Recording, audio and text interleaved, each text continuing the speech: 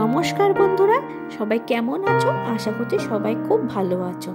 আরও একটি রেসিপি নিয়ে চলে এসেছি। আজ আমি বানাচ্ছি রাঁধুনি বাটা দিয়ে তেলাপিয়া মাছ। সবার আগে আমার খাই খাই বাই চ্যানেলে সবাইকে স্বাগত জানাই। কারা কারা রাঁধুনি বাটা দিয়ে তেলাপিয়া মাছ খেয়েছো অবশ্যই আমাকে কমেন্টস করে জানিও।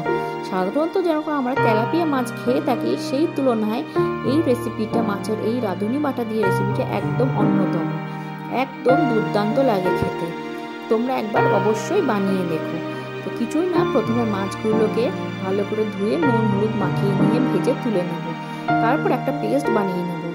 আমরা 2 চামচের মতন রাঁধুনি দেবো, 1 চামচের মতন গোটা সাদা জিরে, 1 ইঞ্চির মতো আদা আর 2টো কাঁচা লঙ্কা দিয়ে খুব ভালো মতো পেস্ট করে বানিয়ে রেখে দেবো। তারপর ওই মাছ ভাজার তেলেই আমি আর তেল অ্যাড করিনি, ওটাতে আমি অল্প একটু রাঁধুনি দিয়েছি আর অল্প একটু গোটা সাদা জিরে দিয়ে বেগুন আর আলু কেটে রাখা ওটা দিয়ে দিলাম। তারপরে 2টো চেরা কাঁচা লঙ্কা ফাটিয়ে দিলাম আর একটু নুন দিয়ে খুব ভালো মতন ভেজে তুলে ভাজা করব। ভেজে তুলে নেবো না, ভাজা করব।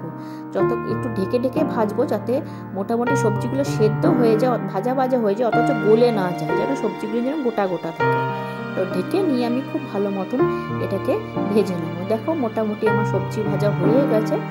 তো এর মধ্যে আমি যে বাটাটা করেছিলাম রাঁধুনি জিরে আদা কাঁচা লঙ্কা দিয়ে, সেই বাটাটা আমি এর মধ্যে খুব ভালো মতন ভেজে নেব, দিয়ে ভালো মতন কষে নেব।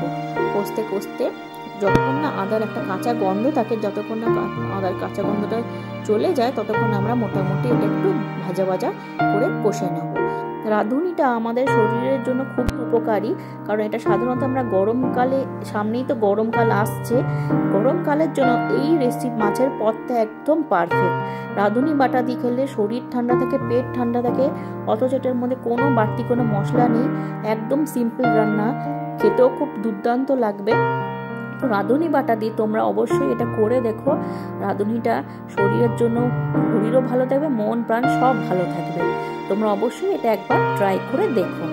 তারপরে আমি একটু কষে নিয়েছি, দেখো কষতে একটু জল দিলাম, জল দিয়ে খুব ভালো মতন আবারও একটুখানি কষে নিচ্ছি। আর তখন একটু নুন দিয়েছিলাম, তারপর আরেকটু নুন দিয়ে দিলাম, আর এর মধ্যে একটু হলুদও দিয়ে দিয়েছি, এটা আমি দেখাতে ভুলে গেছিলাম। তারপর হলুদ নুন দিয়ে খুব ভালো মতন আমি যেই বাটাটা বেটেছিলাম মিক্সার মেশিনের জারটার মধ্যে একটু মশলা ছিল, ওটার মধ্যে জল দিয়ে আমি পরিমাণ মতন জল দিয়ে এটা ফুটতে দেবো। মোটামুটি ফুটে উঠেছে, সবজিটা সেদ্ধ করার কোনো ব্যাপার নেই, কারণ অলরেডি সবজি সেদ্ধই ছিল, ভেজে আমি যেহেতু ঢেকে ভেজে নিয়েছি তার জন্য।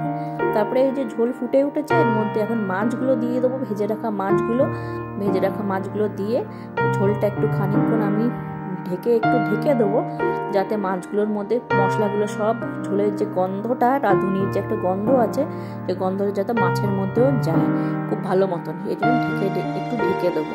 একটু ধনে পাতা কুচি ছড়িয়ে দিয়েছিলাম ওর উপরে, দেখো ঢেকে দিয়েছি। এই রেসিপিটা এত দুর্দান্ত হয় খেতে, কি বলবো বন্ধুরা, কারণ একটা তেলাপিয়ার মাছের একটা দেখবে শ্যাওলা গন্ধ থাকে। তো এইরকম রাঁধুনি বাটা দিয়ে তোমরা করে খেয়ে দেখবে, গরমকালের জন্য খুবই উত্তম পদ। এমনি সময়ও তোমরা খেতে পারো, খুব ভালো, বাচ্চারা খেতে পারে, একদম পাতলা শরীর, স্বাস্থ্যকর ব্যাপার, কোনো অসুবিধা নেই, কোনো মশলা নেই বাড়তি। তোমরা অবশ্যই আমাকে জানিও যে আমার এই রাঁধুনি বাটা দিয়ে তেলাপিয়া মাছটা কেমন লাগলো। তোমরা ঘরে অবশ্যই বানিও।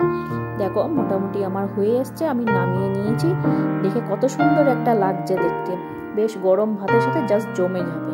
কেমন লাগলো আমাকে অবশ্যই জানিও।